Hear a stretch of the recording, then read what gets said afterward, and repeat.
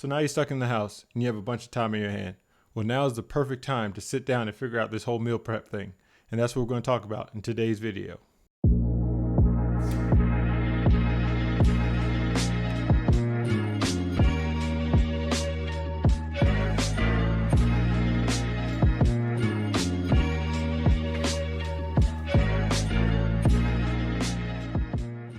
Welcome back, Forever Fitness viewers. Big Swoll here, back with another episode.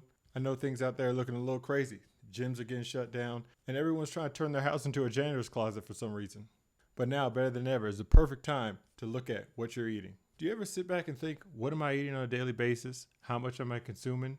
And how many calories are really adding up? Yes, exercise is good. It can aid in your weight loss process. But really, the big factor that's going to help you lose weight is your diet. It really breaks down to 80% food and 20% working out. So realistically, if you want to lose weight, as long as you make healthy diet choices, you can still lose weight without having to go to the gym. So for all you stuck in the house that thinking, oh, if I'm not in the gym right now, I'm not going to be able to reach my goals. You can still reach your goals. You just need to focus now more than ever on what you're eating as opposed to eating and working out. Weight loss is really about balance, not restriction. If you can find a plan that you can follow on a daily basis and it's enjoyable, then you're more likely to stick with it in order to meet your goals, as opposed to restricting everything that you take in and feeling like you're trapped until you eventually your willpower gives up and then you just revert back to what you know. If you're sitting at home right now, why don't you use this time to map out what you're eating and set up some basic meal plans that you can stick with and form a routine. That way you can meet your nutrition goals for the day. First thing you got to do is determine how active your daily schedule is. If you're someone that works 40 hours, 80 hours a week, if you have a part-time job, if you have a full-time job, if you work early in the morning, if you work late at night, all these things play a factor because it's going to structure how and when you're going to be able to eat and how much you're going to be able to eat. I'll quickly break down my schedule and how I eat throughout the weekdays and also on the weekend. So in the morning, very simple. I start my day with a light breakfast. I'm either going to have some egg whites, some toast, some oatmeal, some fresh fruit, or maybe some low-fat meat like turkey bacon, Canadian bacon, or some lean sausage. All these are items that I enjoy, but they also fall within my nutrition guideline. That way, I don't feel like I'm overeating or I'm binging on things that are not going to be beneficial to my health in the long run. But at the same time, they're going to keep me full because they're providing those essential nutrients that I need. So if you make a list, you can break it down to take all the guesswork out. You can put in order the things that are healthy and nutritious that you enjoy, that you'll stick with if you make a meal plan, as opposed to waking up and just grabbing the first thing you see. Here's a sample of MyFitnessPal breakdown of what I have for breakfast. Very simple. Remember, depending on your goals, if you're looking to build muscle, also have more fulfilling meals, protein will help you with recovery and decreasing your hunger. All right, so right here you can see my daily allotment for the week. I have 2,025 calories. Now we're going to start with breakfast and break that down. So if I wake up, bam, just open that up. What am I eating? Egg whites. I usually have 2 to 3 servings of that. Easy, 50 calories, 10 grams of protein. Simple. What else? Have some potatoes in there. Have a cup of that. And add that to the mix. Oatmeal. 1 pack of oatmeal. Put that in there. All right, still looking good. I might want to add something to drink in there. I usually like to have tea or some black coffee in the morning. Coffee, also great because doesn't have a lot of calories in it, but obviously it's going to give you that caffeine boost that pick me up for the rest of the day. So bam, I got the breakfast locked in. Really simple, way below my calorie intake. So looking good so far. So it's really that simple. Bam, you got your meals locked in. You got your breakfast plugged in for the day. You already see where your calorie amount's at and you see what you have left for the rest of the day. And also you can create your own meals to make it easier so you don't have to plug in each item individually. You can create a bulk meal plan and then just go select it every day if you eat the same thing in the morning. So add some variety. Have 3 different or 4 different types of meals that you might be able to eat in the morning. That way you mix it up so you don't get bored of eating the same thing. Next is about midday, say maybe like 9:30, 10 o'clock. Not quite lunchtime yet, but your body's naturally going to start getting hungry again, so you might want a little snack. Now, this might be the time where you might go to a vending machine, go grab a soda or go grab a Twix or a Snickers or something. Well, instead of making an irrational decision, something that's going to set you back in your diet, how about you have a nice healthy snack planned out already? I usually like to go for some fresh fruit or some yogurt, maybe a rice cake. But those are things that I enjoy. Find things that you enjoy that fall within your nutrition window. That way you have them ready available so you don't make irrational decisions and maybe go binge on something in the vending machine, but you could go right to your refrigerator and go grab something quick, and it'll hold you over until you get to that lunch period. Now, when lunch rolls around, I got it. A lot of people feel really restricted because you got that social anxiety. You're at work, you're with your friends, you guys want to go out, you want to enjoy yourself. This might be the time where you might throw all caution to the wind and might say, I'm going to go out and go to lunch, go grab some fast food. It really doesn't matter. It's not going to affect me that much. Well, it may, and it may not. Depending on what you get on that fast food menu, it could be nutritional. Not saying you can't have it, but the smarter option obviously would be to bring your own food that you've prepared, that you already know, all right, everything that I prepared falls within that nutrition window. So I'm staying closer to my goals, and it's easy for me to monitor what I'm intaking, because unfortunately, if you're getting food from a fast food chain, they're not all prepared the same. Like, you might get a burger one day that has more condiments on it than the last time you got it, and it's hard to track all the calories in each one of those items.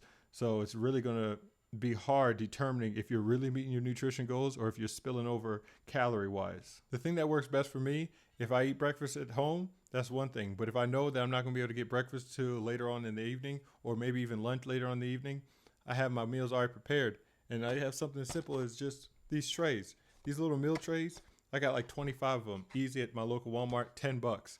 These things come in super handy because all I have to do is prep my meals the night prior, and then it's just a grab and go thing throughout the day. So I know how much food I'm taking with me, and it's already been calculated out. So it takes all the guesswork out.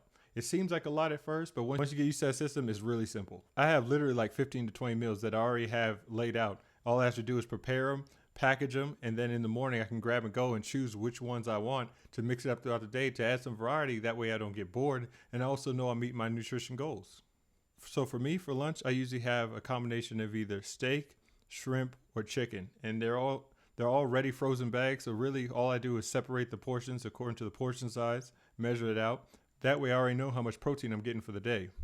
In addition to that, I'll add some type of carb source. I like to use basmati white rice, or I use sweet potato or regular mashed potatoes, and I'll add the appropriate serving size in there with that as well. And then also got to have those vegetables, those micronutrients. It's important. So maybe some spinach, broccoli, or some string beans or some peas, either or. It's super simple and easy to make. You just prepare it the night before or even on the weekend. So say maybe it's a Saturday or Sunday, I'll get up and I'll prepare all the food for a week. I'll portion it out, put it all in the trays. That way it's just grab and go, put it in the microwave, 2 minutes, my meal's already prepared for me. That simple. Now when dinner rolls around, you're most likely at home. So now you have a little bit more freedom with your meals. I usually use this time to treat myself for sticking with my diet routine throughout the day and have something that I can incorporate that stays within my nutritional goals, but also something I enjoy. So maybe this is time you have some cookies or some ice cream or a piece of cake or just any type of those sweets that will help you through that mental block of being restricted, but not really restricted because you're eating foods that you enjoy, but you're just eating them at different times. And you're also controlling the portion sizes of how much you're eating. So again, that dinner time, make sure you get another healthy, nutritious meal, but you have a little bit more freedom. Treat yourself a little bit. Now, some small tips when preparing your meals to kind of limit the number of calories you're taking in. Avoid sauces and a lot of seasonings. I know if you read the sauce labels, a lot of them will say maybe 60, 80 calories, but that's not for the entire container. That's for serving. So put it in perspective. If I had a box of pasta, probably a 1/3 cup size. It's not a very big serving, but usually when you make pasta, you're going to make the whole thing. Also, when you use the sauce, you're going to use the entire container of sauce. It's going to be very hard to measure how many calories are in that sauce. So the sauce plus the size of the pasta, you're looking at easy overshooting your calorie deficit for the day. Now, I'm not saying don't have pasta, don't have sauces. Just know that these items are going to be harder to track, thus making it harder to track how many calories you're really consuming and be able to judge if you're really staying within that calorie window that you set for yourself. Also with seasonings, a lot of seasonings will lie to you. They'll say, oh, it's 0 calories or 5 calories or whatever. Everything has calories in it. If it's food, it has calories. There's no magic food that has 0 calories. Nutrition labels, if it's below a certain percent, say it's only 2 calories, they're allowed to round down and put it at 0. So if I know that, if I'm putting some Cajun seasoning on top of my shrimp and I think it's only 0 calories, I'm going to put an abundance of seasoning on it and really it's really 2 to 3 calories. So it's adding up. You might end up shaking 50 calories extra of seasoning plus sodium onto your food, taking away from that calorie deficit. And if you do that 3, 4, 5 times throughout the day, you don't know how many calories you could be overshooting. You could be 300-400 calories with outside your window with something as simple as just putting seasoning on your food. So just keep it simple. Do things like just salt and pepper and regular seasonings, things that you know how much calories are in it, and just use it in moderation as always. Another tip, with every single meal I have at least 16 ounces of water.